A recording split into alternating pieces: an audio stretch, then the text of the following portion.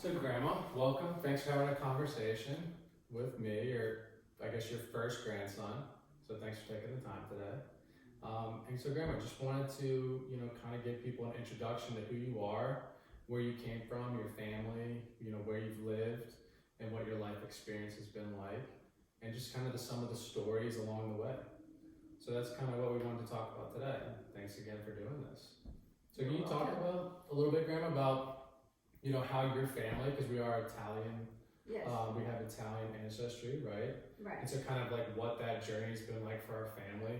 Right. So going back to the laborious, did I say that wrong? What's your maiden name again? Romano. Okay. What's my mom's middle name? Paula, Orietta, or Orietta, there's another name. I think it's Orietta Parisi. Okay, so your father's name was Romano. His last name was Romano. Last name Romano, yes. Oh, quick little story. So I just got back from New Jersey and staying with my girlfriend. Her and her friends, they got a place for the summer for July. And one of the guys that was there, his family's from Molfetta.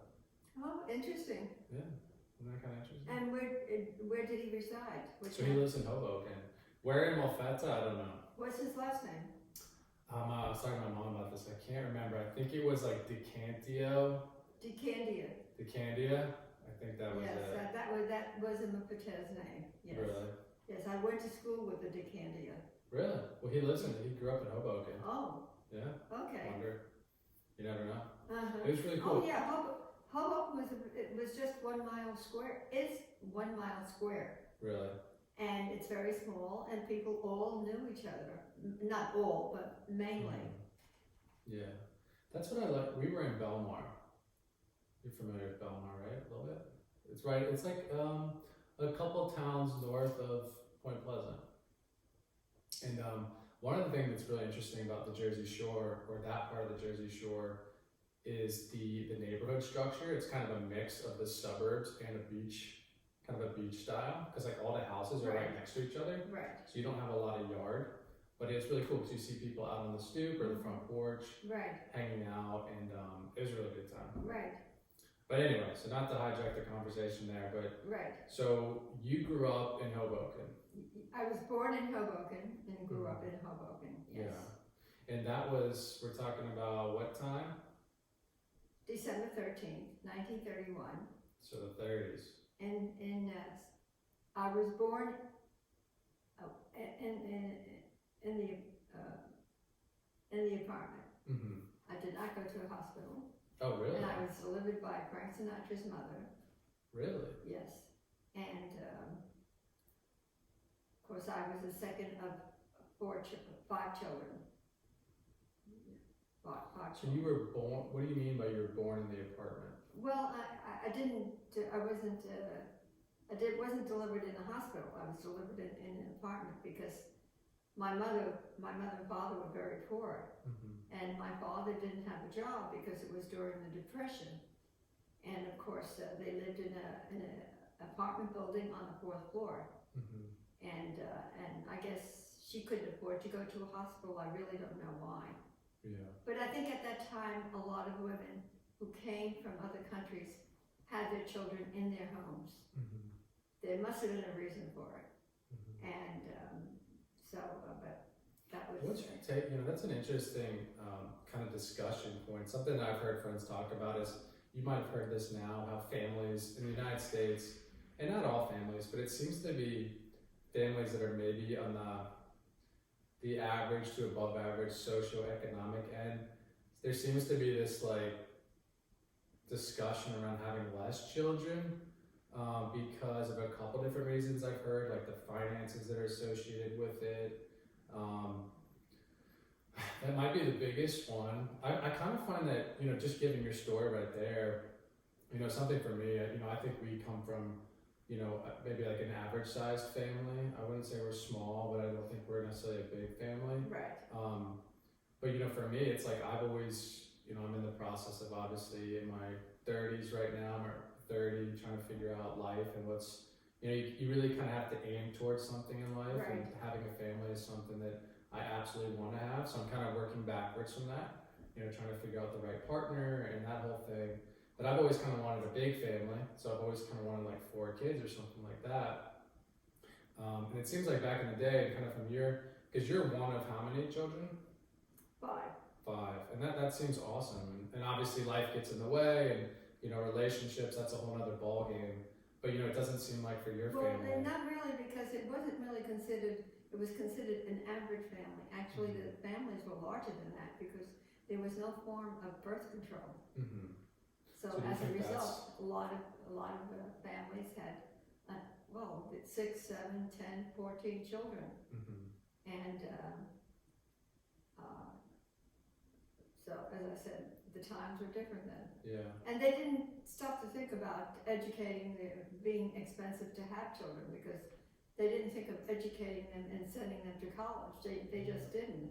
By the time you were in Hoboken, as a matter of fact, by the time you were 14 or 16 years old, you would leave school and go straight to work. And in Hoboken, so many Italians would send their children to work in the sewing factories. And but I didn't, because I didn't want to. My sister did. She was 16, she left high school and she went to work in the sewing factory.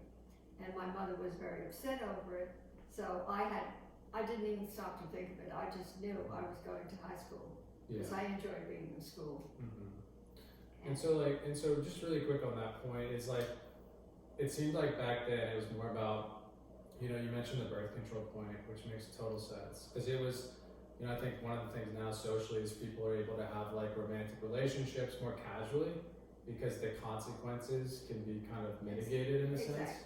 And then back then it was like, hey, we're married, you know, having kids is what you do. Right. In a way, that's how life works. Right. So that's interesting, because it seems like there's this trend with American families, and I think it matters at kind of what demographic you're looking at, because maybe folks that aren't really thinking about that, you know, the financial implications of having a kid, you know, maybe they just have kids and they figure it out along the way.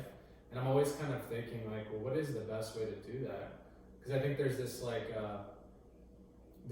American romanticism of having like a big family and figuring it out, and versus trying to overanalyze and be like, nope, we're just gonna have 2, so then they can do this from a financial perspective.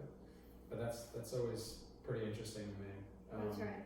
So anyway, but at the time, the mothers stayed at home. They didn't go on to work, so there was no problem as to how many children they had.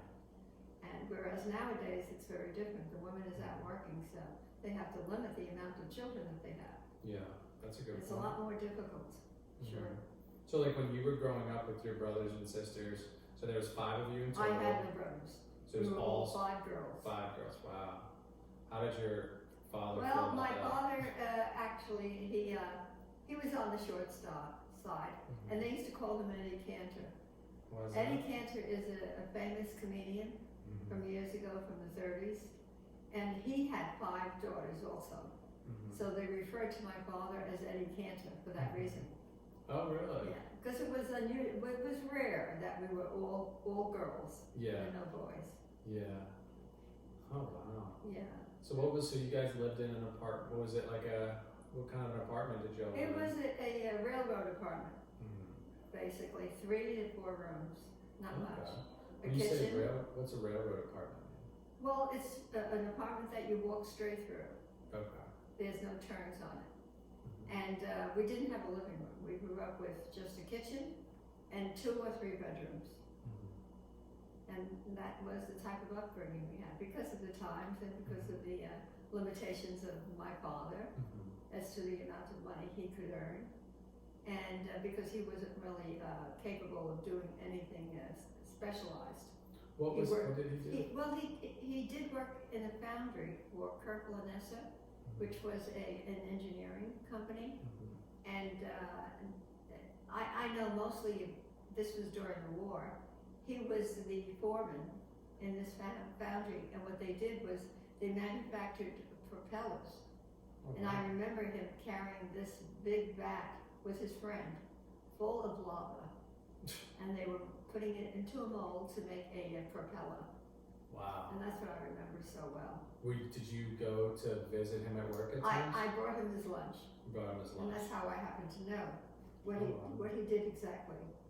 So do you know, something I always struggle with is like my first memories, like thinking back, and memory is a funny thing. Like we all tend to remember things kind of how we saw them versus maybe how they happened. When you look back in your life, a long life that had a lot of experiences, what are some of when did you what memories can you tap into? Like can you remember anything when you were younger than 10? Oh yes, I remember quite a bit. Quite a bit. I remember I went to a very nice public school, number 9. I had wonderful teachers and very caring, not just teaching, but they were very caring teachers. And for instance, once I was being switched from one school to another, and we were in the office together, and this teacher came whose class I was going to, and she walked me back to the classroom, and while she did, she put her arm around my shoulders, and she made me feel so comfortable and so welcome. Mm-hmm. So they not only taught well, but they had some kind of a feeling, of making a child comfortable. Interesting. Yes. So this was what, elementary school? Elementary school, yes. School. Yes. What was elementary And then- school like in Hoboken? Well, it was the up to 30s? I think we went up to the 6th grade. Mhm. And then from there, we went on to junior high school, Mhm. which was, they had a junior high school for girls and one for boys. Yeah. The junior high for girls was Joseph F. Brandt. Mhm. I really don't know who he was at one time.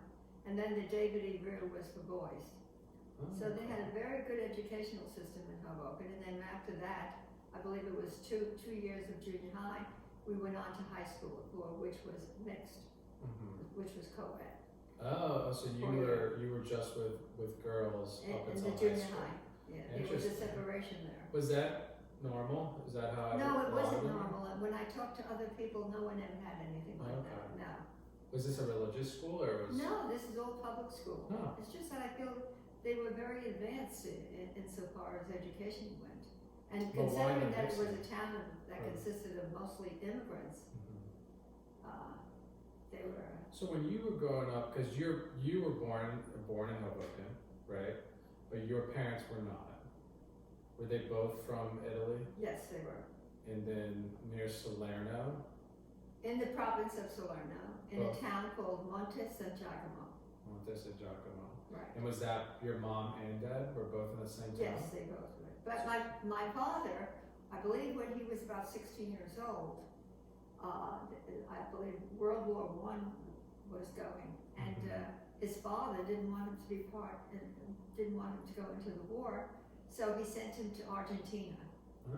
And so many Italian men did that. They would go Yeah. there to avoid the draft.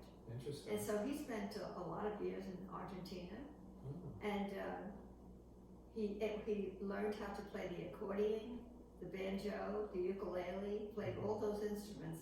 The only thing he never learned was how to tango, because in Argentina you normally tango.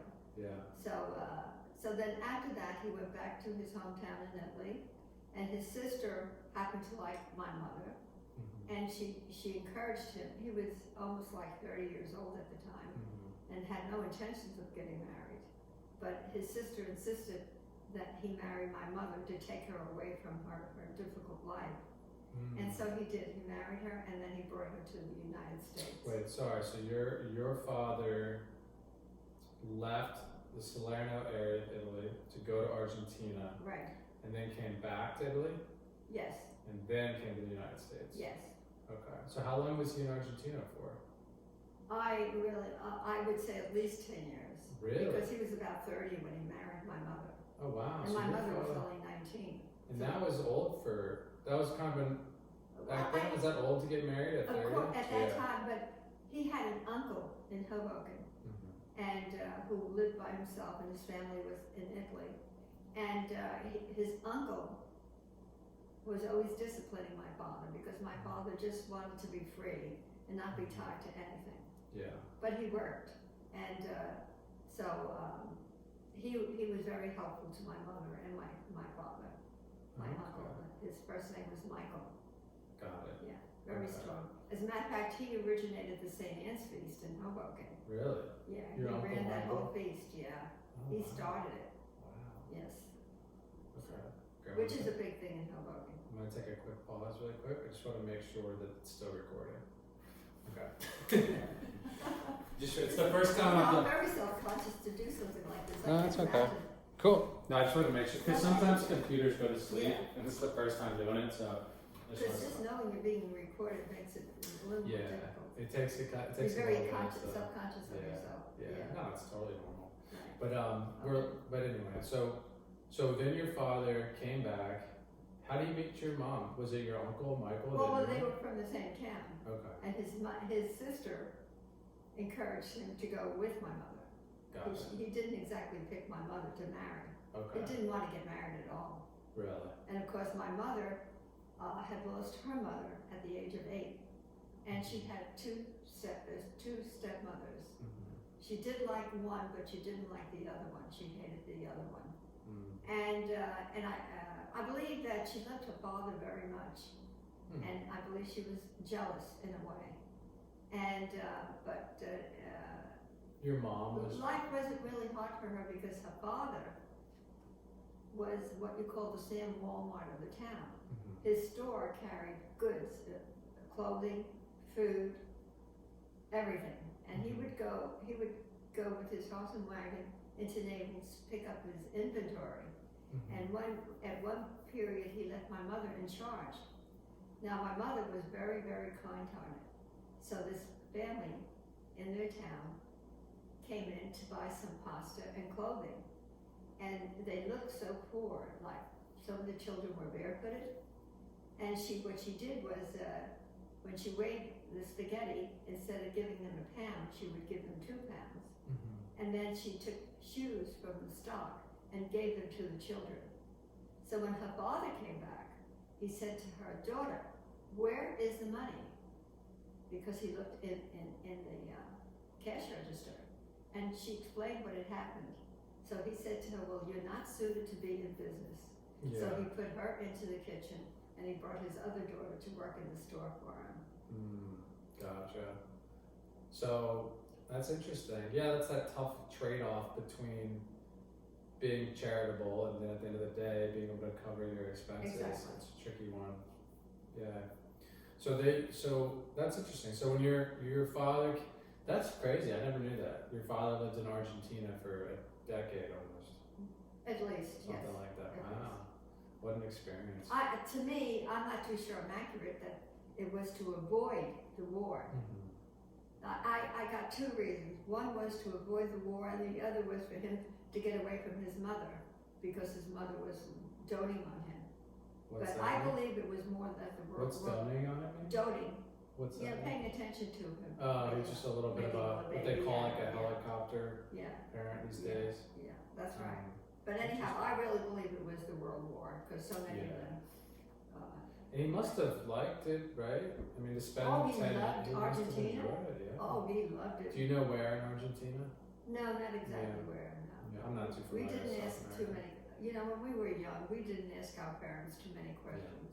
We Yeah. didn't know enough to ask, Yeah. which is like what you're doing now is a lot more, Yeah, you have to ask Yeah. questions, right? It's the only way right, to learn. you don't know your background, You right? gotta get out of your head sometimes and just ask. But we lived in Hoboken, and Hoboken had pockets of people from certain towns in Well, Italy. really quick before we jump to that, just because I wanted to Go touch ahead. on this a little bit. So when your father came back to Italy, do you know how long? So did your parents get married in Italy? Or did Yes, get they married in did. Hoboken? As a matter of fact, my mother had a baby. So your Yeah, right. oldest sister. Yeah. Yeah. So your oldest sister is born in Italy. Yes. Now, apologies for lack of knowledge on my part. Is Aunt Rose still alive? Yes, she is. Wow. So how old is Aunt Rose? Well, she could be about 91 now. 91. Okay. So you had 5. So your parents had roughly 5 kids within a. Are you the youngest or the? I'm the second oldest. You're the second oldest. Okay. Okay. Okay. Gotcha. All right. So they got married, and then why did they come to America? To make a better life to To make a better themselves. life. Was that something that was it as simple as buying a ticket to go to America? Like, what was that do you know much about what that was you like? had to have a sponsor to Get come a here. It sponsor. wasn't that easy to come here. Okay. And my father then had his citizenship here in America. How did So he get then that? he applied for it. I guess he was in America before he went to Italy to marry my mother. Oh, He really? just gone to So his maybe from hometown for a Argentina? visit. Yeah. And so That's interesting. his sister actually encouraged him to marry my mother. Oh, okay. Yes. So your parents, with your oldest sister, moved to America? No, my parents, yes. Yes. Did they have to go through, so your father had some visit to America that had already occurred? But my father was in America, and then he called my mother to come to this country. Oh, so they were married, They were married. then your dad came to the United States by Right. himself Right. for a short period of time? Right. Got it. Did your father have to go through Ellis Island? Yeah. Yes, I believe he did, Yeah. and so did my mother. Most immigrants did. They had to go through it. They're very, very stringent with the rules at the time. Yeah. That whole idea of like immigration is a very fascinating one because, you know, politically it's probably always been a hot topic where it's like, you know, obviously America is a country of immigrants, Right. but at the same time, you can't let everybody in. So there's got to be some process. So it's always, I remember we went with Uncle Bob, I have a vivid memory of that, where we went to Ellis Island Oh, years right. ago, you know, we were visiting. And it's just it's so fascinating. It's such a fascinating part of America's history. As a matter of fact, if you were to go there, you would probably see my father's signature there. Yeah. And my mother's, I'm not sure. Yeah, that's You crazy. would see their signatures already there. Isn't that I remarkable? mean, I went to Ellis Island, but I think I had just like a bird's eye view of it. Yeah. I don't remember too well. Because Ellis Island's where the Statue of Liberty is, right? Yes. Yeah. So do you remember? So I wonder what that was like for them. So they because silly question, but you're traveling on a boat, right? Yes. Everybody's traveling on a boat. What Even when was it your like father for went to them? Argentina, that's a boat ride, right? Right. Yeah. Silly. But at that time, people were told in other countries that if you come to America, they have gold on the streets, Yeah. which is why a lot of people came here expecting that. Little did they know that they had to work hard Mm-hmm. to make a living. Mm-hmm. So Yeah. today, I'm sure immigrants that come here told different stories too about America. Mhm. Well, they do now. They're handing out Medicare and There's literally gold on the streets. there's yeah. Yeah. So So they had to come. So they came through Ellis Island. Do you remember hearing many stories about what that was like? no. It seemed like We never talked about it. yeah. That's one of the interesting things, you know, as I've grown up, and obviously the country, America, has changed a lot. I won't change, but like evolved, like anything does. And it seems like, you know, when I was growing up and thinking about, oh, like I'm American, I'll identify as American until the day I die. I'm proud to be American. At the same time, I understand that my parents, their parents, everybody along my family chain has sacrificed in different ways, and it come from different places. There's very few people I think that live in America. You can trace their family literally growing up in America. So there's you know, we're a country of immigrants. So I guess my point is when I wanted to learn more about where my family came from, the Ellis Island thing is super interesting. Super Mhm. interesting because you know we have, you know, I guess I would be third generation American. Is that the right way to say it? Because Well, I'm first, your mother's second, you're third. so I'm third. Okay. Yeah, because it's funny now because you know there's so much. You're probably not super intertwined to this because you're not on social media and everything now, but you know social media is really just like a phrase that represents the public discourse on the internet. So you know that's something that I would imagine when you all were going through it. It was conversations you had in your community, at the dinner table, maybe in local politics, radio, maybe in the newspaper. You know, you'd have your opinion pieces and people would discuss that. Now all of that's really encapsulated into technology that's online. However, anybody in the world can use it. So that's a whole nother topic that maybe we could talk about later, but it's a really fascinating fascinating thing going on right now. But so, and I guess my point was to kind of bring the conversation back was asking you about how your parents talked about their genesis or their journey to America. And I know when I was growing up learning about my Italian heritage, I was always curious about those questions, like what was that trip like? You know, I'd like to express some of my heritage, but for us, and from what I've understood talking to family, is that it was more about integrating into the American identity as opposed to expressing your Italian heritage kind of in parallel. It was almost more, not, I don't want to say like it was ashamed of where you came from, but it was more about, hey, I want to be Team America. I want to talk, I want to learn my English. I would imagine your parents, you know, had some struggles just, you know, learning a new language. I mean, That's right. I can only imagine. And then on top of the language, the culture, and kind of just where you are. So when I always ask like my mom and, you know, your kids, it's like, well, did you guys speak Italian in the home? And it was like a little bit, but you know, we were really more about being American.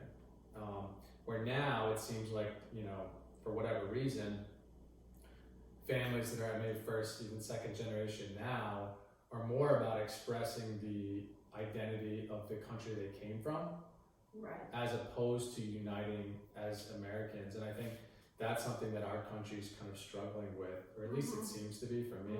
That's just one person's perspective, but it seems to be this struggle with what is our cultural identity, given that we are a multicultural country. Right. But it seems to be our values are kind of spread thin in a sense. Right. And as opposed to back in the day, in the, you know, the early 20th century, when it was like, hey, I'm coming here because I want to be on Team America, not like I just want to, you know, hang out with Team America and do my own thing. It was like I want to be Team America. But anyway, that's why I was asking about that. It's just I was curious what your parents talked about their journey to America. But it seems like from what you're saying, it was more about we're here now. Let's move forward. We were busy with the living day to day. Yeah. It was, we didn't talk about things that today are important, but they were minor at the time. As a matter of fact, I heard my parents conversing so many times, and I would listen in, and I wished I had asked some questions, because, you know, they would say certain things that I didn't understand, but we weren't encouraged to ask questions. Children at the time was that, you know, you stay in one place and that's your place. You don't get involved. You know, we were not stimulated to ask questions. Yeah.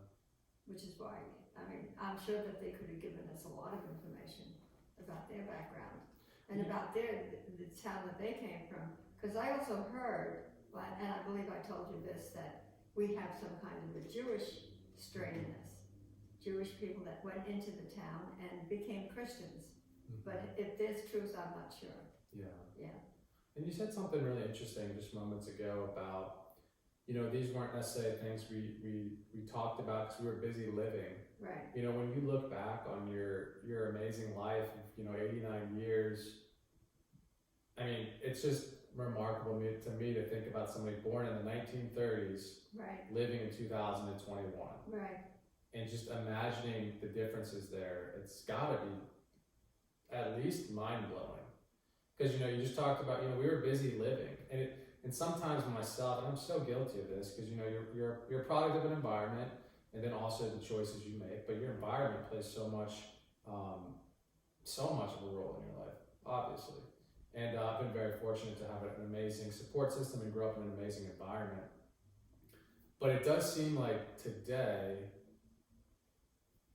do you think Americans have not enough real problems? Like, it almost seems like a lot of the problems that we're dealing with today are not really big problems. And I guess saying this differently, that America is, you know, we are in such a good position because of the 20th century, you know, the Industrial Revolution, the 2 world wars, I guess you could throw in the Cold War. Like, we had such a great 20th century that now we're in this weird position, and you never stay in a position for too long, but maybe right now, maybe we're at the tail end of it, that it's almost like we've become soft in a sense because of how good we did in the 20th century. I don't know if that makes sense to you, but when you look back on how you grew up versus how you see people growing up, and I know you're in a different phase of your life, so you're not necessarily around like, young kids growing up and stuff like that. But what is your take on just that difference between then and the take is that while I was growing up, we didn't have as much materialism. Mm-hmm. There were so many people that didn't own cars, and it took us a long time to get a TV. But we didn't complain about it, we accepted it. Today, the stress is that you want to have what your next door neighbor has, and something better. So would I say that people are happier today? I don't think so. I would say, as Vincent said, he said the 40s was the best era, especially for New York City. And it was during the World War II also, but it seemed that we were happy people. I just remember being happy and everybody else being happy. Nowadays, the woman has to go out to work. They have to have 2 paychecks coming in to survive. So I believe the stress of living is a lot more difficult than what it was years ago, even though we didn't have as much as we have today. Isn't that crazy? So what do you think changed? Well, it's not crazy in the sense that your generation doesn't know the difference. I know the difference because I've lived in that time. Yeah.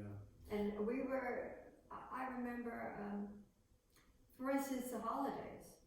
They were so special, especially with my mother. She made it special. Like Easter Sunday, she would make this dough with the eggs inside, twist it, and then we had the Easter basket, the chocolate, and Christmas was an important time where we had to have the Christmas tree, and then the baby Jesus didn't go under the tree until at midnight, and the holiday meals, they were special. Nowadays, people are going out to a restaurant to eat. They can't be bothered with making meals.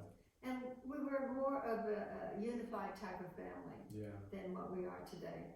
Yeah. Why do you think, because one of the things I've reflected on as I've gotten older is, because I have such great memories of you, Grandpa, right, our family around the holidays. I mean, obviously, when you zero in on it, there's a lot of little bickering and maybe some fighting here and there. But when you look at the bigger picture, it was just beautiful and just so happy.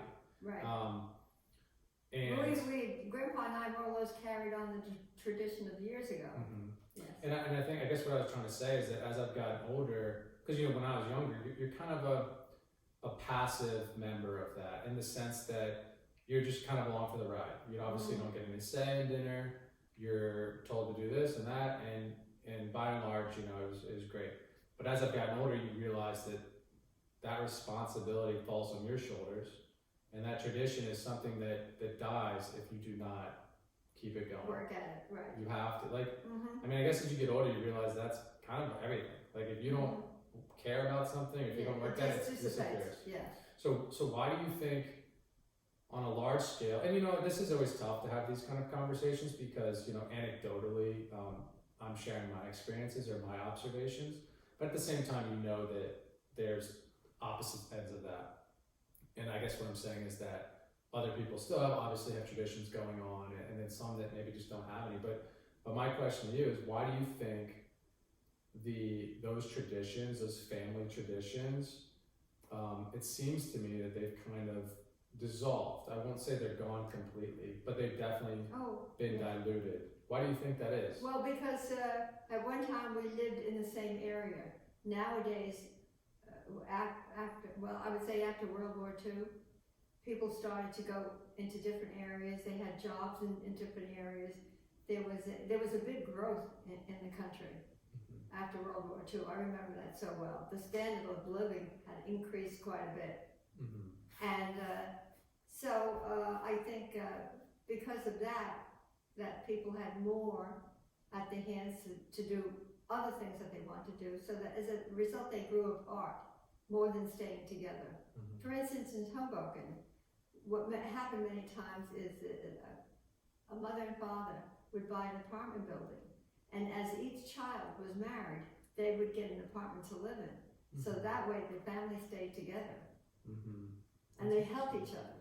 Whereas nowadays, families are not helping each other as much. Yeah, that's interesting, because some of my observations, you know, because there's obviously positives and negatives, right, with that whole idea of, I guess we'll just call it globalization. The idea being that you can go work somewhere else, and communications change so much too, right? You can communicate large distances, but it seems like, in my observation, there are certain groups, you know, if you want to call race groups, or if you want to call, I guess race or ethnicity would be an interesting one, where they seem to have more of their family together. So I don't know any specific ones, but I will say that they don't seem to be like white Americans. You'll see different, maybe some of the Indian folks I know, or some of the Hispanic folks I know, where they have, like you were just saying, they have more of their family close. Like they've got the older generation, so like the grandparent level, the I guess we'll just call it the mom and dad level, but they're sisters and brothers. It seems like they're closer and might do some more family events, or just having the family closer. So I wonder what that is. I wonder, you know, as maybe it's when you're you're new to an area. So in other words, you're an immigrant population. You tend to just stay closer because you're not as familiar with your state, your county, whatever. So, and you maybe rely on your brother-in-law or your cousin more than maybe some of the folks that have been around in an area longer, because they feel more comfortable just going to a different state. Yeah. That's really interesting, because that's something too, you know, this conversation is not about me, but the point is, for me, is coming back to Richmond. It's so nice to be able to spend more time with you, spend more time with my parents, because that's something that when I was away living in DC, in that area, you quickly realize like how quick time goes. That separation. Yeah, and time, you know, you start doing like these weird calculations. Like I see my parents 5 times a year. Let's just say that as a number. Okay, my parents are X amount of years old. Right. They've probably only got, let's just say, 20 years left. So that's 100. I'm only gonna see my parents 100 more times in my life.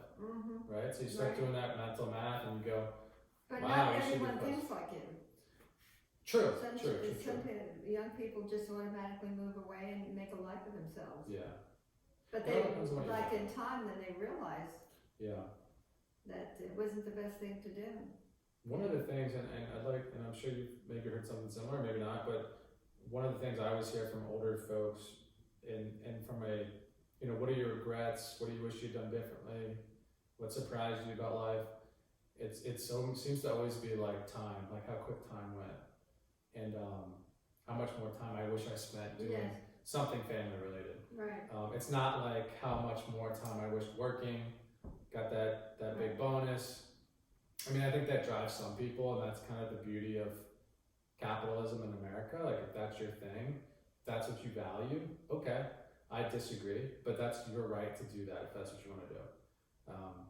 But I just wanted to, I'm curious what your take is on like the 30s, and then kind of coming back to so when you were growing up, you were kind of in your becoming a young adult, that I'll say that loosely, in the 40s, right? So that's what, horrible at history, but that's what, World War II time? Yeah.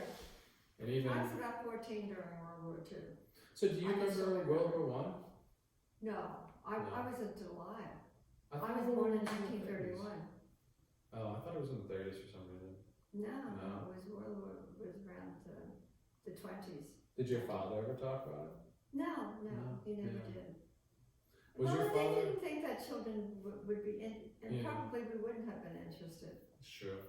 You know, we were just busy, leading a child's life, playing around. And as a matter of fact, where I lived, we had what you call a big recreation center, which is an idea devised by Eleanor Roosevelt. She was very, very empathetic towards the immigrants. And she made sure that where the minorities were, that they had some extra activities. So this recreation center, I learned how to play games. I learned how to knit. I learned how to crochet, and we also made paper costumes. We did a lot of it, and then they also had a very large basketball court. And so it was I grew up in an area that, even though everybody was poor, but we sort of the children led a very interesting life. What was Hoboken like? So like what was Hoboken like in the 40s? It was wonderful. It was a wonderful town. Yeah. But then through the years, for certain reasons, which I won't go into, it went downhill. And then it's rejuvenated now because New York City became so expensive now. So people working in the city are living in Hoboken. So Hoboken has been a very, very high class town now. It's not like it was years ago when it was mostly poor immigrants that were living there. But we were very happy. And on every Saturday, I remember we would clean the apartment, and then we would get dressed. We would take a shower, get dressed, and we would walk on the avenue. And as you walked, which is Washington Street, and it was like the highlight of the week. Because there you would meet your school friends, and meet your family, your relatives, and that was the enjoyment. And then we would go to the movies, to the Fabian Theater every Sunday, which was like 25 cents. And that was another thing that we did as a regular. So. And you talked a little bit earlier about materialism in the United States and how that kind of impacted the psyche of America, really. Like, you know, what you just talked about sounds incredibly joyous and happy, and it doesn't sound like there was a lot of consumption or things that you needed to have in order to do that. Like, to you, you know, you said it was a very happy time. Like, you know, to get a little philosophical here, like, what is happiness to you? Like, what does it mean to be happy? It doesn't seem to me that you need to have money. I think maybe you need to have X amount to maybe not starve and to have a little bit of shelter. But other than that, it doesn't seem like you need to have not you specifically, but just people in general to be happy. I know, but the thing is, where we lived, we were all on the same level financially. So there was no one that was richer than us. Maybe they had a little more. So we never grew up with envy. Everybody was on an even keel. But here today, you'll see some people have a lot more than others, and people becoming envious of that. We didn't have that. I mean, from where my family is concerned, we never felt that. We were happy with what we had. So, like I said, the holidays were wonderful events, and they were celebrated because my mother was the type to bake and cook, and we would sit down to have a wonderful dinner, and so it was more of a home life than what it is today. Do you think humans, in a sense, the Homo sapiens, are, and this might sound like a funny question, but I was just thinking about this. Do you think humans, in a way, are not wired to be happy because of our desire to, not desire, but our flaw or our habit, a seemingly habit to fall into envious things? Like it seems like, you know, what you were just describing was incredibly happy, but then you mentioned that there wasn't anything to really look at to be envious of per se, Right. because everybody was kind of on a level playing field. Right. But then I would imagine at some point, right, as we get into the post World War II or whatever, that started to change. So maybe the neighbor that was originally on the level, same playing field, maybe got a new TV or a new car or something like that. Like, what do you think? Like, we as humans really, why do you think humans struggle so much with happiness? I don't know. I think that in my generation we accepted it more. This generation doesn't accept it more. Of not having what so and so has. And I mean, that's, like I said, I grew up very contented. And happy with my life. Yeah, I just find that interesting because I remember there was this, I know you've kind of, let's say, fallen in love with Netflix somewhat, right? Yeah. It's pretty crazy. It's historical. It's really interesting. It's funny, I'm watching Anne with an E, and she and her friends are playing a game of spin the bottle. And I totally forgot that I used to play spin the bottle too. Yeah. I didn't last too long because I didn't like it much. But yeah, it was right on TV. I was so impressed by it. That's so funny. Yeah, it's like the type of life that she had. But, it's and the reason I brought up Netflix was because there was this documentary I saw. I like the documentaries on there a long time ago, but it was called Happy. Oh, really? And so I guess the general idea of the documentary was to investigate what it means to be happy. So they looked at cultures and societies across the globe and just tried to answer that question. So like, what are some parallels that we can find? And a lot of time it seemed to be not related to money. It seemed to be, because I think there's different societies where us as humans, I think one of the things that I'm growing to learn, what we need to be, let's say, happy in life, is you got to have strong social relationships, family relationships. You have to be able to talk to people that you care about, and you have to care about some people that you're talking to. Life is very weird when you don't have people to share it with. So having relationships, and then obviously having food, water, and shelter.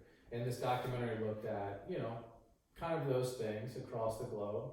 And that was basically one of their big findings, was that happiness is a state of mind, it's a lifestyle that's, some people are a lot better at cultivating than others, and those people that do cultivate it don't always even know that they cultivated it. It's just kind of their reality. They don't demand a lot. Maybe they work with their hands a lot. They've got a strong family bond. They have food to eat, shelter to sleep under, and they enjoy every day. And then it seems like in the opposite end, folks that struggle. Yeah, but the thing is, today you can't have that kind of life that Yeah, I had. Because the women are out working, and I think that was really forced down the family unit when a woman had to go out to work. Because I saw it myself when Sandra was in junior high school, and I thought, well, it's time for me to go to work, and I did. But I saw a difference in my life too. Like when Paul and Michelle came back from college, I used to get the house cleaned up, get everything ready for them. But when I was working, I couldn't do that anymore. So I saw a very different difference. Trade-offs, right? Yeah. And then So that's why I don't think nowadays families could have the happiness that my generation had. So why do you lifestyle is different. Yeah. What do you think was the catalyst to get more women in the workplace? Now women, and I apologize for being Maybe ignorant. life became more expensive, taxes were higher, and everything. Houses became more expensive. Maybe corporate people were pocketing more money.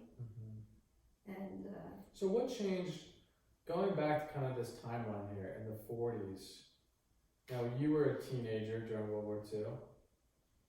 Right. So do you remember? Just about on the younger side. So was World War II, I can only imagine in today's climate, if we were in a world war, like, the media, the media, which is really an entertainment. It's not the news anymore, it's just not. At some point we lost the news. It's really just entertainment with a flavor of news. And what was it like? What was the atmosphere of life in the 40s? Like growing up while there was a world war. I mean, we were, as Americans, very fortunate it was not fought on our turf, so to speak. But what was that like in the ether of life, growing up in a war-torn world? Did you feel it? We had no relatives that were in the military, and the only thing I remember is that when a family had someone in the military, if they were injured, they would have a certain flag. If they died, there was a flag with a star on it, so what happened to the military man in that particular family. And but I also remember it was a happy time. We had that big band music, and I remember Saturday nights in the summertime, people would be blasting either a baseball game or a music program, and I was out on Saturday nights, and there was like a happiness. The happiness was in the air, as far as I'm concerned. Yeah. That's how I felt. It was in the air. Yeah. And whereas today, the happiness isn't visual. Yeah, you can't feel it as much. That's a really interesting point, because that's something I've noticed. It seems like humans, or not just humans, but groups, societies, having some kind of struggle, and this seems weird to say, well, maybe it's not that weird, but having that struggle being war, again, it sounds weird to say, but it's like a weirdly unifying thing in some ways, because it gives groups, maybe it's why people love their sports teams, like my team's playing your team. The struggle, the camaraderie, the challenge of defeating they your had that opponent. years ago with baseball, quite a bit, not football. But I can only imagine what that's like when your team, the ultimate baseball game, you're fighting a war. Right. So you felt it. I mean, that must have been an amazing time.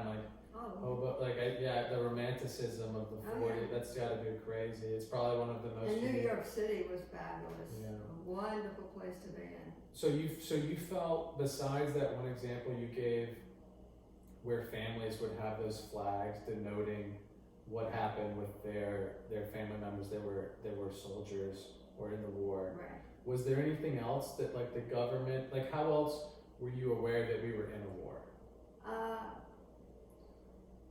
I really don't. As far as maybe it was through the radio or no. I just happen to know. I think just the people around me who went into the military, who didn't, and of course, we would go to the movies every week, and with the movies we would see 2 movies plus the news, and that's where we learned really about the war. They would show pictures. Who put that on? Like, who? The movie. Well, like, the news, was that who, like, published it, or like who was it? The film studio. Like Hollywood? Yes. Yeah. Interesting. They would give us 2 films, and then they would have the news section. And I remember it was interesting for us too. If we didn't get bored by it, we would watch it, and maybe this is where I learned about the war too. So, and this might be my attempt to understand what you're saying, but it sounds like Hollywood was essentially like Fox, CNN. No. Before them. No, Fox. Well, like the sense that that's where you got your Fox, news. or That's where you got your news. That you Yes. would go to the movie theater, Golden Mayer. and before you watched your film or after, you'd get the nightly news. And that was produced. Not the nightly news, the news that was going on during the war. It wasn't nightly. Oh, so it wasn't like what's going on in your neighborhood. This was the international news. This was, if you wanted to know what was going on in the world, this was one of the best ways to find out. Right. That's interesting. And we were young at the time too, and that we paid attention to it too. So basically, that's where I may have gotten. I mean, I don't know as much as I would like to, but I was very young. When did ABC News, or when did Walter Cronkite? What was that? See, that's later. They were after. Yeah. Interesting. I wonder how that machine evolved. We didn't have newsmen. Television was very different. Yeah. So the newspaper was really the primary source. Yeah, we just had sitcoms mainly. That's what I remember anyhow. Yeah. Because it seems like the news, just as a medium, is very inherently negative, because that's kind of what gets eyeballs, right? There's maybe there wasn't as much interest on the part of people. They were interested in other things, so they didn't dwell on the news that much. But basically, that's really what talking about it. That's where I got my information. But it was in the air too. You just knew there was a war, and then I would see sailors walking down the street with their girlfriends, and I used to look and think, oh, how romantic that is. Yeah. And so you see them with their uniforms, and there are some unbelievable pictures that I've seen from that time. So when did you see this throughout the war or towards the end, or was this just throughout the war? So when did, again, I apologize for my horrible historical context, but the World War II ended in mid-40s? 45? Around 45. Around 45? So was that a thing you couldn't big miss, celebration. Right? Big celebration. Oh, very big celebration, yeah. What was that celebration? All the kids, we walked down the streets and we sang Hail, Hail, the gang's all here. Do you know that song? No. Hail, hail, the gang's all here. What the heck do we care? What the heck I really don't know where the song came from, but that's what, and we would march in the street, we were like free spirits. We didn't worry about being silly or what we did. We just did that. You just lived. Yeah, I remember that very well. Oh, wow. Walking down the street. So you'll see it on television how they were celebrating in New York City too. yeah, is that fame? I remember this famous picture that I'm sure everybody's seen. I know you've seen it. I just might not be able to describe it well. But that famous picture of, like, I guess it's in Times Square, where some soldier or some Navy guy's kissing his girlfriend, or is kissing. A nurse. Was that more likely than not? Is that No, it was very celebration? likely. Yeah. It was exactly it. yeah? There's a Because lot of you know that tradition. famous photo I'm Yes, thinking about. yes. Yeah, that's a fascinating. Yes.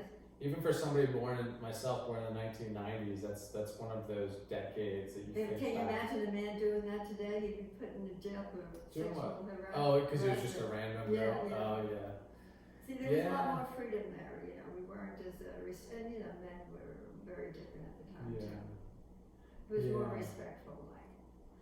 Yeah. Well, it's, like women like me, we were taught you don't kiss on the first date. mhm. You just Yeah. don't.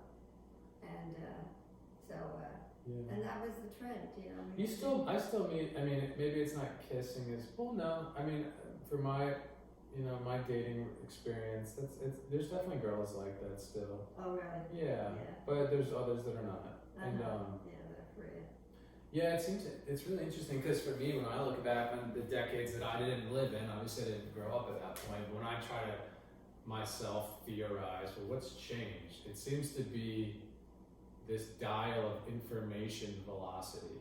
Like you mentioned when you were talking, the average dinner at your house with your parents, you're not talking about current events, you're talking about the day, maybe you're not talking about anything, you're just eating. And now it seems like from an early age, kids have access to just so much information. So much information. We can get on the iPad, the phone, whatever, and But so much information. in order to learn about World War II, there's World War II movies that you would learn from. I don't think they feature them on television though. They do. I They wonder. do. I mean, they're out there. There's a lot of cool. there are. There's a lot of cool TV shows about it. Yeah. What's interesting about information is that it's so tricky because there is. I think from when I look back and kind of try to analyze stuff, it seems like information that is you never know what's true or not, right? So there's this process of analyzing a piece of information and deducing truth from it. And so when I think when we look back on just human nature, people deceive for their gain, for someone else's gain, for all types of reasons. And then when you apply that, you can apply that to government entities and countries, and you see that happen too. So like with the media, we've just seen so many examples, and we do it, America does it, so many other countries do it. It's just kind of country nature, if that's a phrase. But this idea of like trying to drive the narrative in one direction or another. And the media is obviously a really good way of doing that, for good or for bad. Mm-hmm.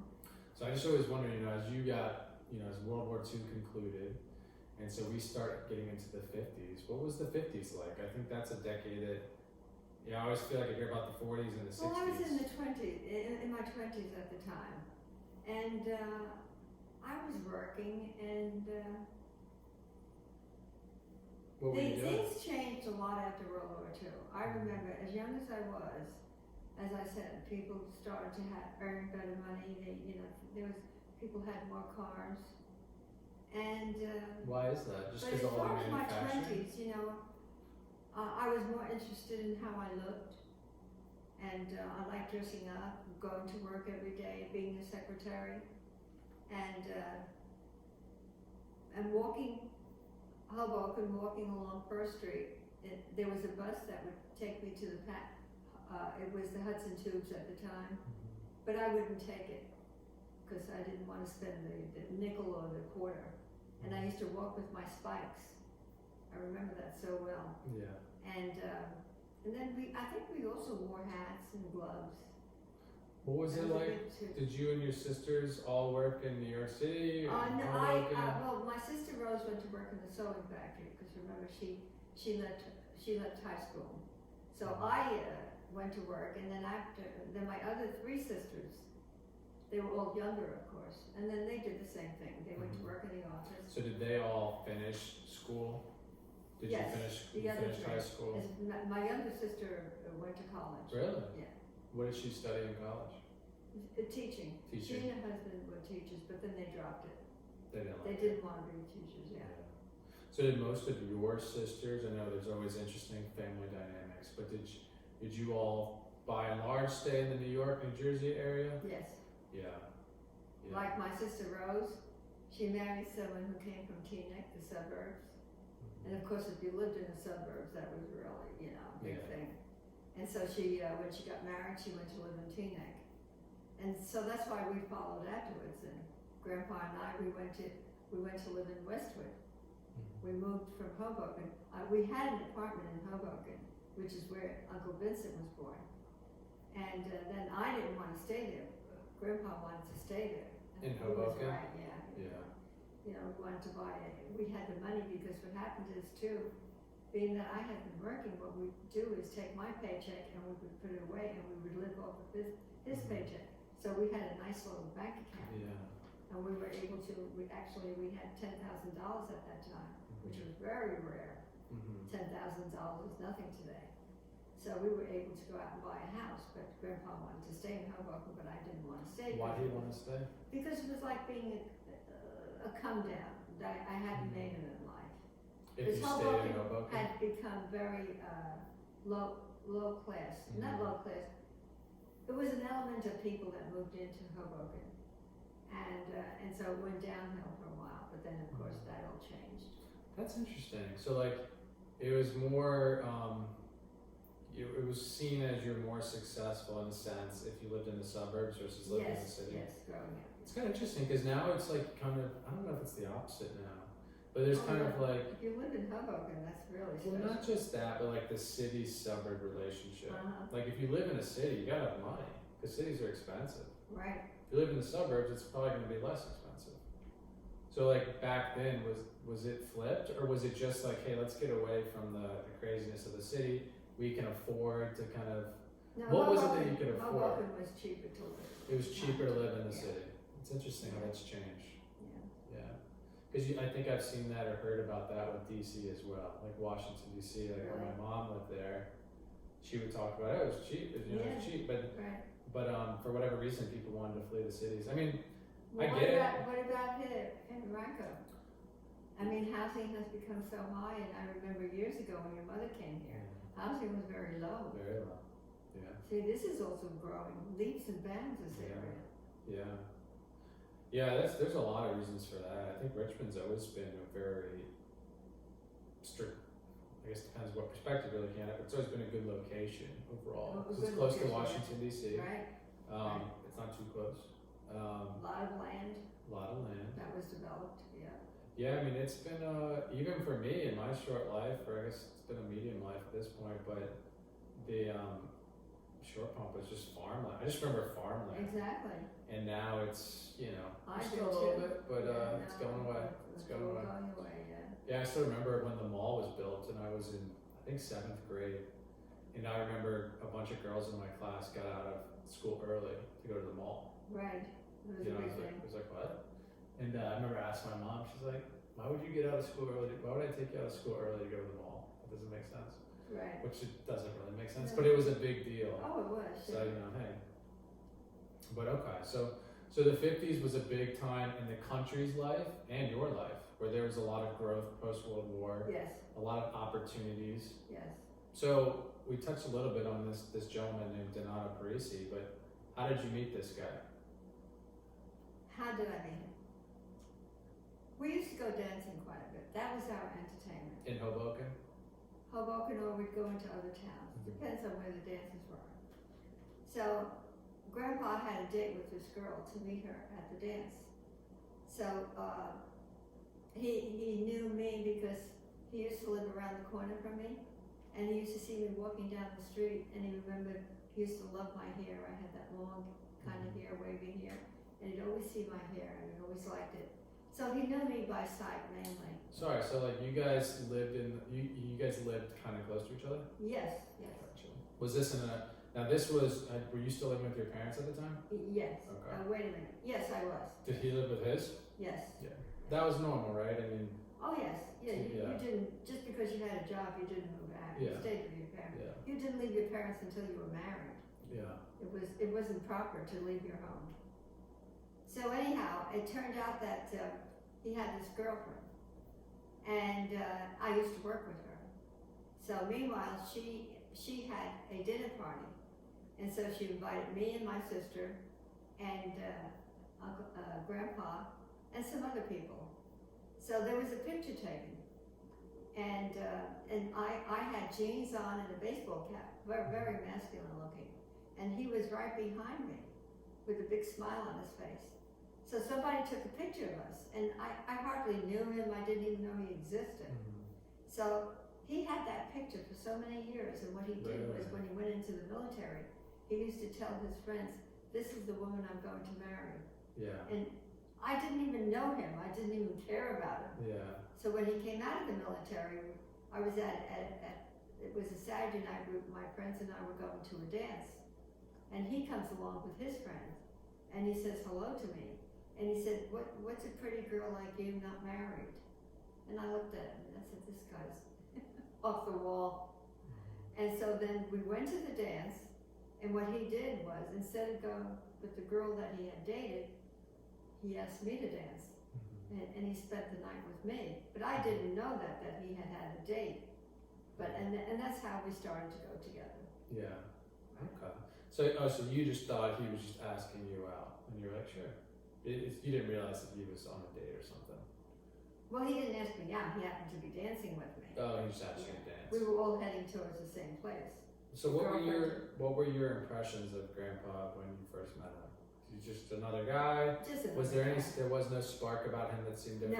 No, there wasn't. No.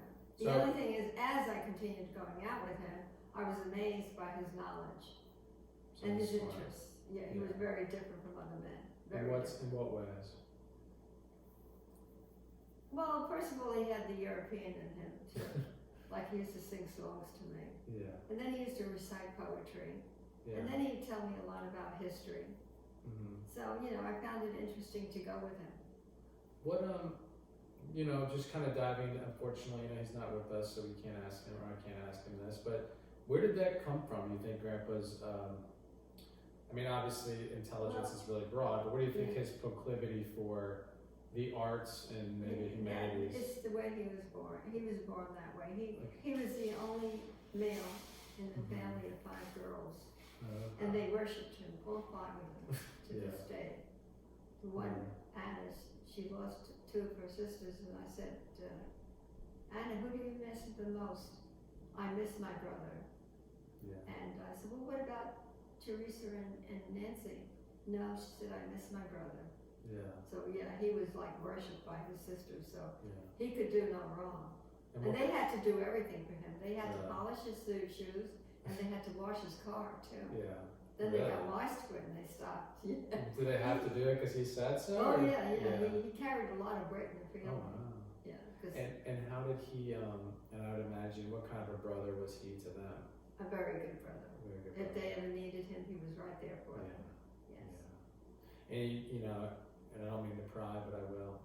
Any interesting stories that you can recall where Grandpa had to go do something for his sisters that was a great example of what kind of a brother he was? No, if they needed him, no, I don't know. He was very loyal to them. Mm-hmm. Because don't forget, in Italy, his father was in this country when he was growing up. So he was the only male in the family. Oh, in Italy.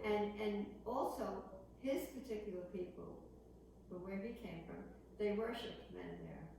A man could do no wrong. Mm-hmm. And he grew up in this kind of an atmosphere, where his mother, was,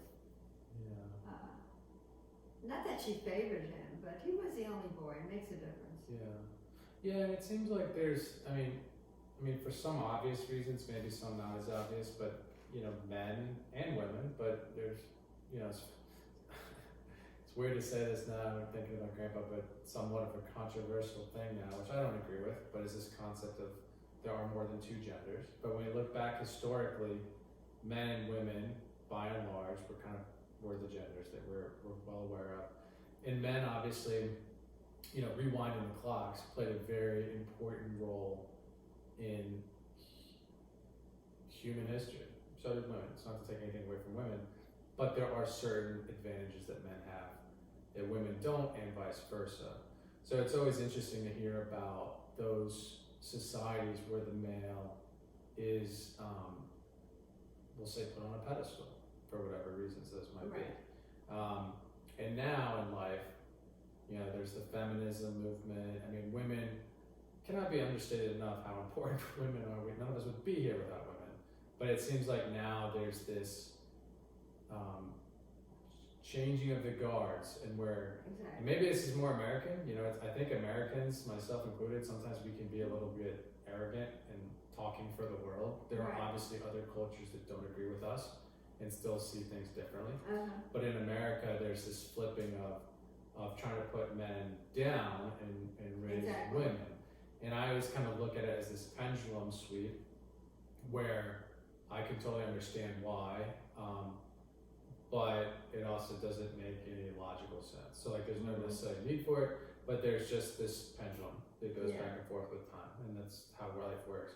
So that's really interesting, because thinking about where Grandpa came from, he was the first of his sisters, I would imagine, to come to the United States. No.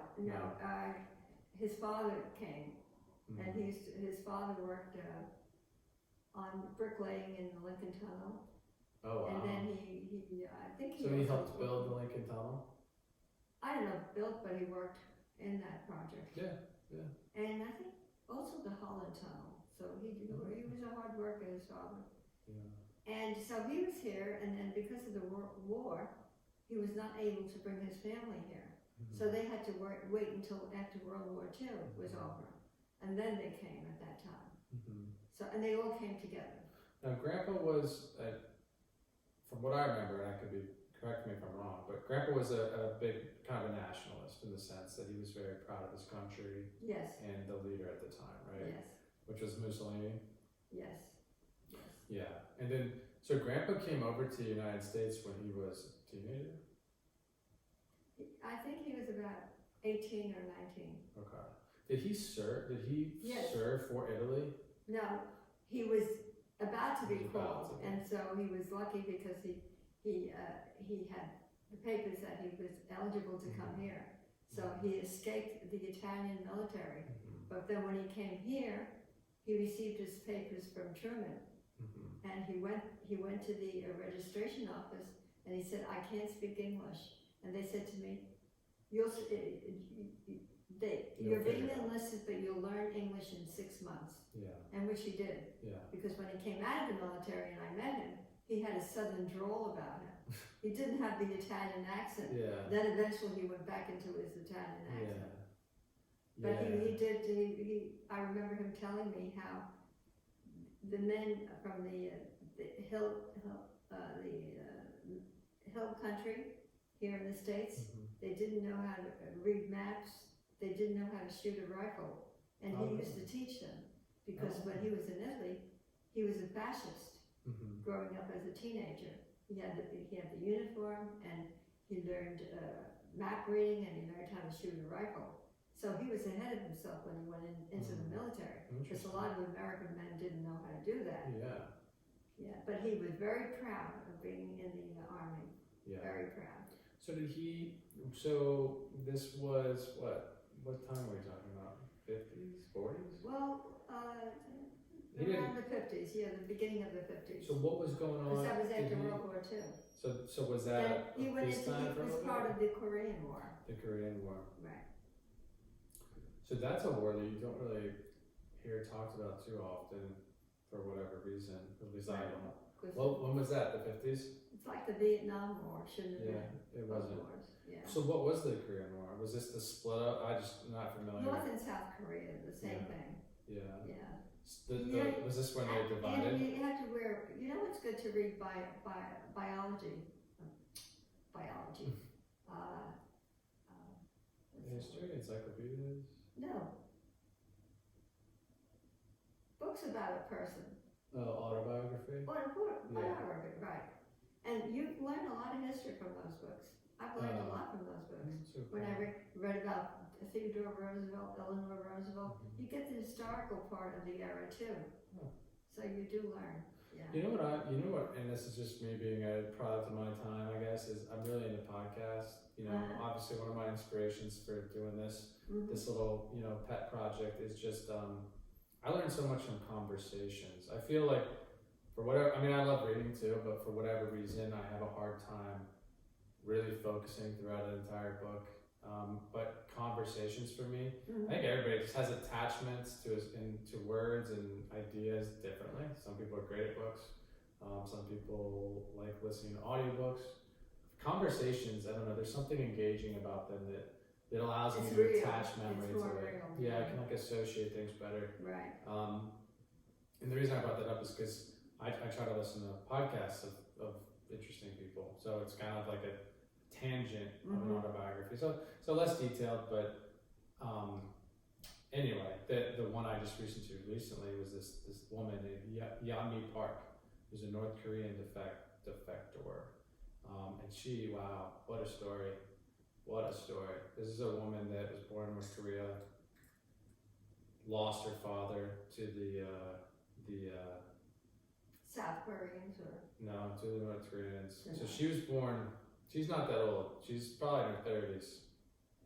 So we're talking a recent defector or somebody, so not to take away from her experience at all, it's just the point being is it's somewhat recent. And wow, what an unbelievable life, and she's doing amazing things now, just activism and stuff. But in short, it's fascinating because she talked about what it was like growing up in North Korea, and you hear people today talk about like oppression and censorship, and she's like, and she says people don't even understand what that means.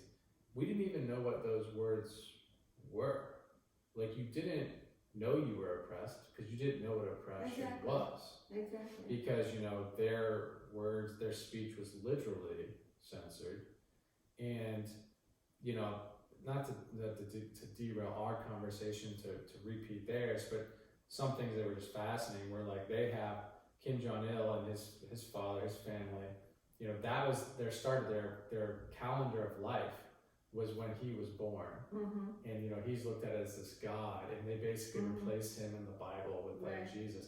So it's just unbelievably fascinating, and just listening to her, and she talks about, along a lot of different things, but I guess the point about bringing her up was just to talk about podcasts and to relay off your point about reading into biographies and stuff. But unbelievably fascinating person, to say the least. But did it a quick pause, Grandma, just to make sure it's still recording. Excuse me. Sweet. What's cool is you can edit this, so I can get rid of these pauses and stuff like that. Oh, I see. But I just wanted to make sure that was still going.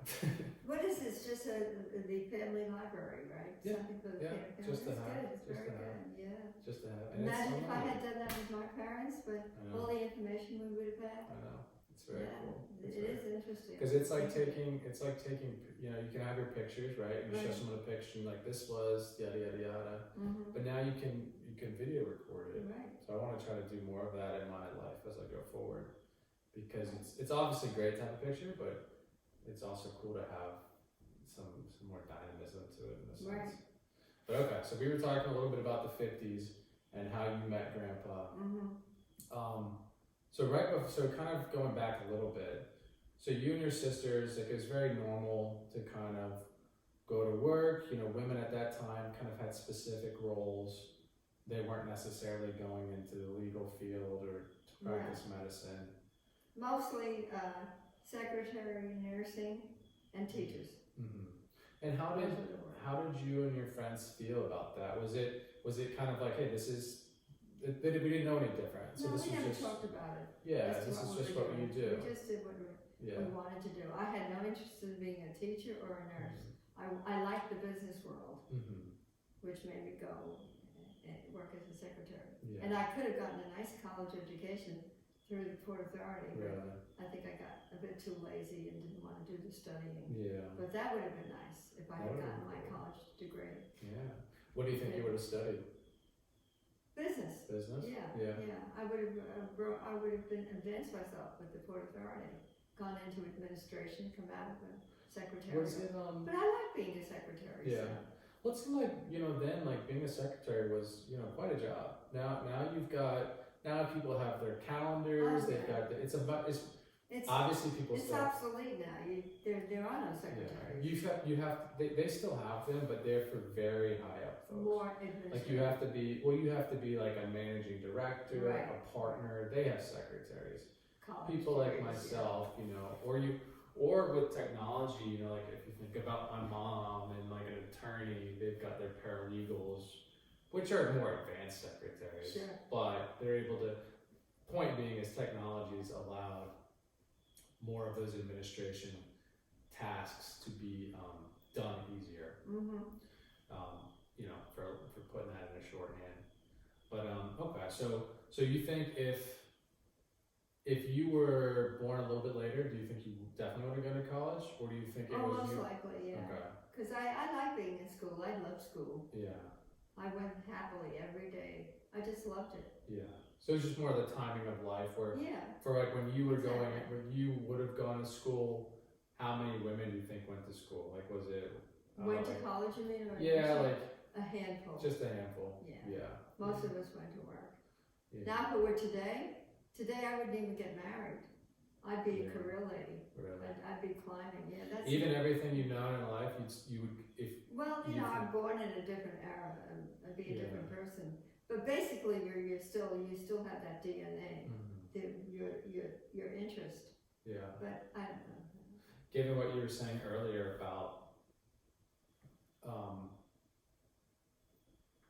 and not to, you didn't say it exactly this way, but I'll just say like the degradation of American values and lifestyles.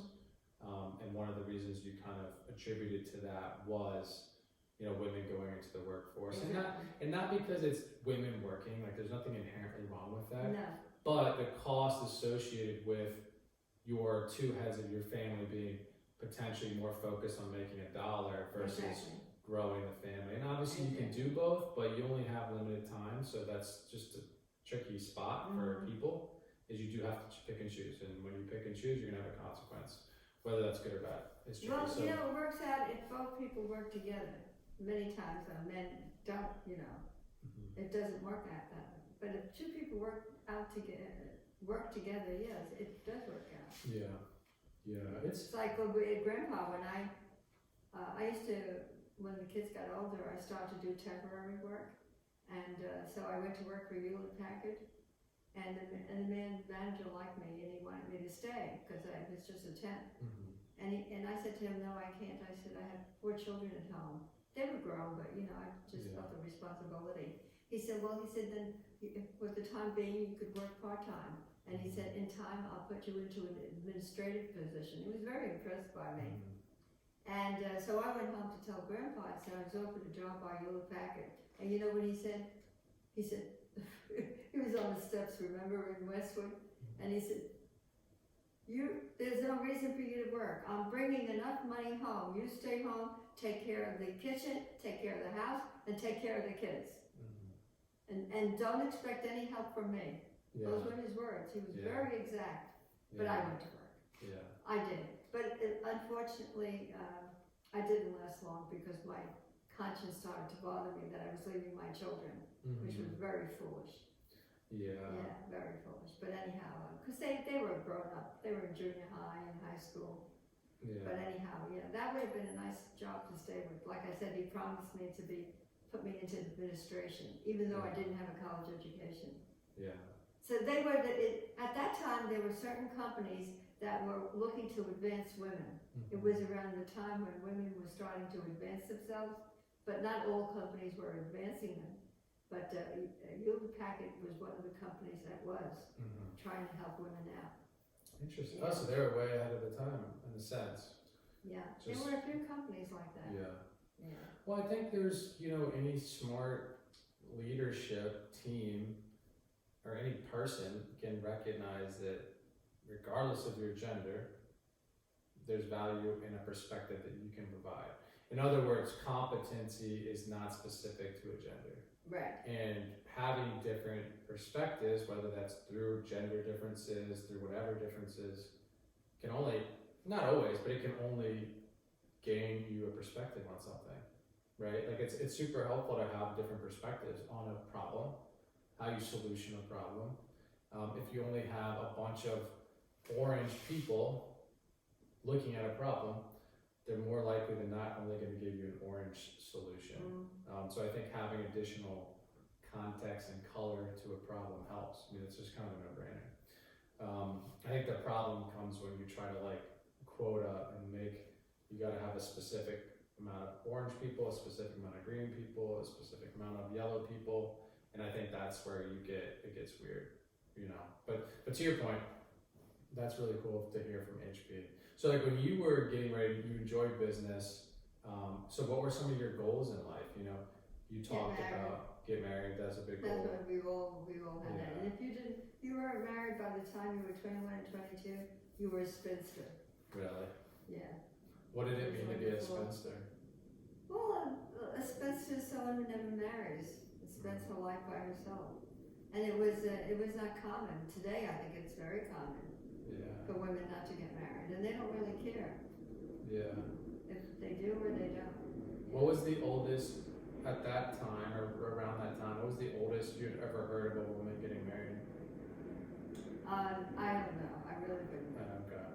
So we like, didn't pay attention to it. But if you were like a 30-year-old woman, and you were not married, that was real. You were like a real spinster. People would wonder why didn't you get married? Because it was a natural thing to get married.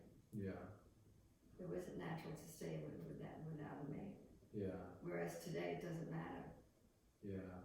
So like so you lived a life where I think it might be fair to say that you put your career second and your family first. Of course. And then we just talked briefly about maybe if you could redo it all over again, and I don't mean this to sound rude, but you might do the opposite. Like you might have pursued, not necessarily. I can't say that. No. Okay. Because I was very totally devoted to my children. I spent 24 hours a day with them because Grandpa didn't do a thing. He didn't even lift a dish. Right. And you know whose diapers he changed? Your diapers and Robbie's diapers. But he never changed his children's diaper. Yeah. And I was always amazed, you know, he would just take over because you boys were active. I couldn't do it. He would just take over and change your diapers all the time. Do you think that was, I think I know the answer, but just to get your thoughts, do you think that was more just because of how he was raised versus do you think he didn't value it? How he was raised, but the times. Yeah, okay. Yeah, that's what I meant. Okay. Yeah. I mean, the tendency was for men not to do anything. Some more so than others. Yeah. It was just more like... Because the woman was home. Yeah.